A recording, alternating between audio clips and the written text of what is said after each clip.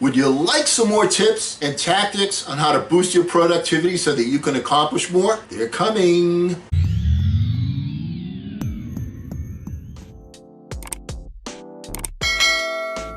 Hello again, everyone. I'm Eli's dad with Project Eli, where we educate, we lead, and we inspire.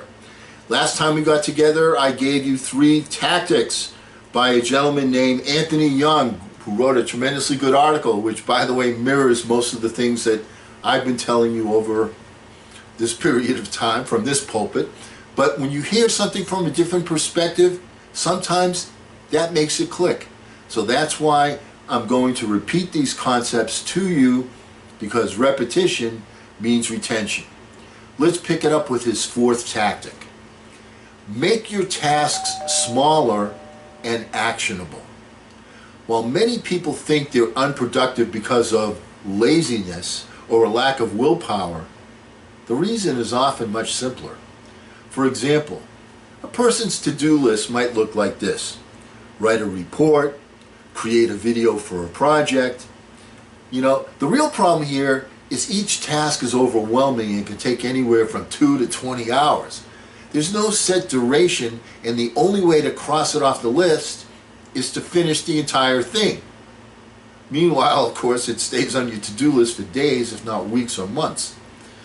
The better way is to chunk things down into specific, actionable tasks that can be done in under an hour, ideally. Rather than write a report, it could be write an outline, write a rough draft of the introduction, or write 300 words. All of these are measurable. Breaking tasks down helps us to see large tasks as more approachable and doable. When you make your tasks smaller, you can finish more in less time. And by seeing yourself finish more things, you'll gain momentum and confidence. Also, with smaller tasks, you can actually see the finish line instead of feeling overwhelmed by a task that's too daunting.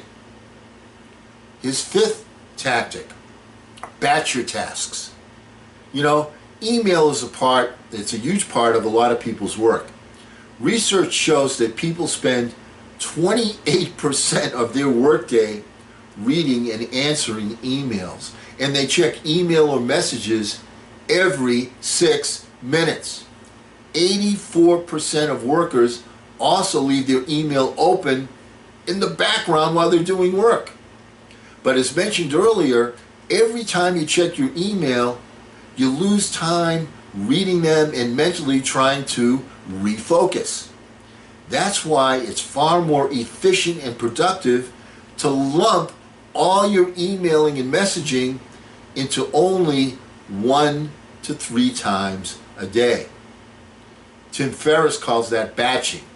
Rather than constantly checking your emails and chopping up the day, batch it into a few designated times per day, which eliminates all the time that you waste going back and forth.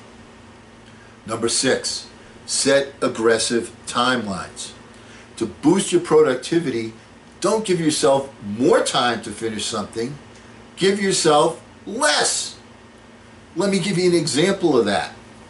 Have you ever been ready to go on vacation and you say to yourself, okay, I got to do this, I got to do that, I got to make sure that somebody gets the paper, somebody gets the mail, so on and so forth. You write down a to-do list, and then you have all the things at work that you have to do because you're not going to be there for a week or two, and you have to assign or delegate, or make sure that these things get done. Isn't it funny how somehow, some way, by the end of the day, you got it all done because you gave yourself less time to get it done rather than giving yourself more time to get it done. Number 7, give yourself scheduled breaks.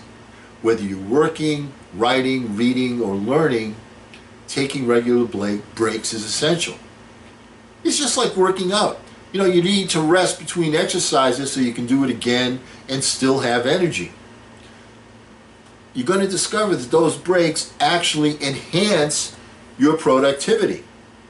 From a practical standpoint, research suggests that when you're faced with a long task like studying before a final or doing your taxes, it's best to impose brief breaks on yourself. Brief mental breaks actually help you stay focused on your task. And that's from a gentleman named Alejandro Leras from the University of Illinois. Think about this. I don't know if you've ever lifted weights, but you can't keep doing it over and over and over and over again. You do one exercise, you take a break, and then you regenerate.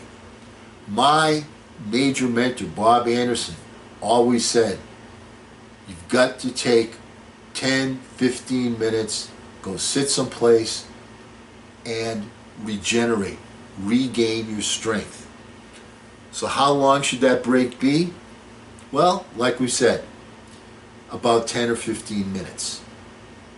Or you can make it a half an hour. And then when you get back to work, when you're studying for that exam, you're going to find that you've retained more, your mind is fresher, and you're ready to rock and roll again. So what are some takeaways? Number one, remove what hurts your productivity before you add anything new. Avoid TV, social media, and email first thing in the morning, and try setting your phone on airplane mode or do not disturb more often. 2, conquer the first 3 hours of your day, no matter what time you wake up. Do a quick routine to help you get ready for optimal performance and avoid making too many unimportant choices. 3, use the 80-20 rule to prioritize your tasks. Pick the 3 most important things on your to-do list and finish all of them before you do anything else. Break up your task into smaller actionable steps, which reduces the feeling of overwhelm and gives you a sense of progress. And number 5, batch your tasks together and doing them sporadically throughout the day, which saves time that would be wasted switching back and forth between tasks. 6, set aggressive time limits on your tasks. The longer you give yourself to do something, the longer it's going to take. And number 7, give yourself intervals of work and recovery, which helps you stay focused and energized throughout the day. Once again, great article, and going to leave it there. Once again, big shout out. And because we're never going to end a meeting on a philosophical note, let's get out there and charge! I'm Eli's dad.